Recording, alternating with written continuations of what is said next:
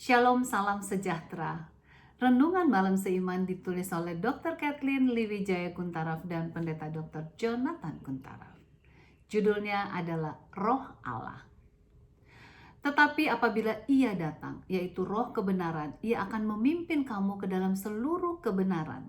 Sebab Ia tidak akan berkata-kata dari dirinya sendiri, tetapi segala sesuatu yang didengarnya itulah yang akan dikatakannya, dan Ia akan memberitakan kepadamu hal-hal yang akan datang.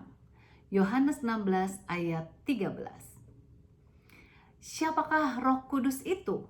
Bagaimana kita dapat mengenal Tuhan dalam kehidupan kita sehari-hari? Sama seperti Yesus, Roh Kudus mempunyai kerinduan untuk bersekutu dengan kita. Dan Ia rindu agar kita mau membuka hati kita kepadanya. Kehadiran Roh Kudus dalam hidup orang percaya merupakan suatu gerbang untuk mengenal hati Tuhan. Adalah melalui Roh Kudus kita dapat mengerti akan pemikiran dan kehendak Allah Bapa, sehingga dapat bertumbuh dalam pengenalan akan Tuhan melalui Alkitab.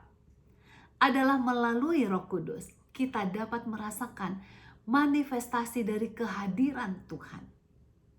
Ayat inti yang menyebutkan di atas yang kita sudah baca bahwa Roh Kudus akan memimpin kita kepada segala kebenaran.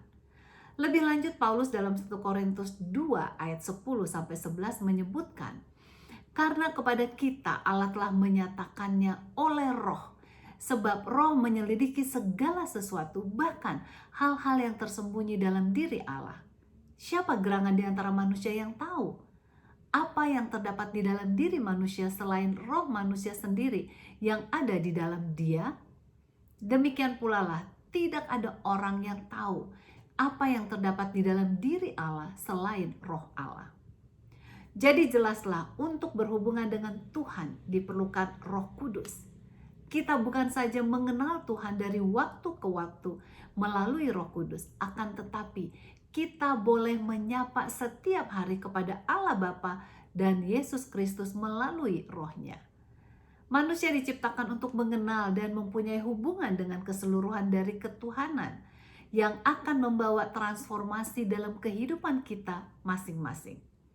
Kecuali Tuhan menciptakan kita untuk mengenalnya, kita tidak akan dapat mempunyai pengalaman kehidupan di dalam Yesus yang sepenuhnya. Tanpa memiliki hati yang terbuka kepada Roh Kudus, maka sangat sukar bagi kita untuk mengerti pengorbanan Yesus yang telah mati bagi kita. Kecuali kita membuka hati kita kepada Roh Kudus, kita tidak akan mempunyai persekutuan dengan Tuhan, dan iman kita tidak akan mendalam untuk mengerti kasih dan anugerahnya kepada kita. Roh Kudus merindukan agar kita mengerti hati Tuhan sekarang ini, sehingga kita dapat menyelami pikiran Tuhan dan mengerti sepenuhnya akan kasih-Nya yang agung itu. Marilah kita memberikan hati kita untuk dibimbing oleh Roh Kudus, sehingga kita mengalami pembaharuan setiap hari dan memiliki damai surga di tengah dunia yang penuh dengan kekacauan ini, akibat adanya persekutuan kita yang erat dengan Allah, Pencipta, Penebus, dan Pemelihara kita sekalian. Tuhan Yesus kiranya terus memberkati kita.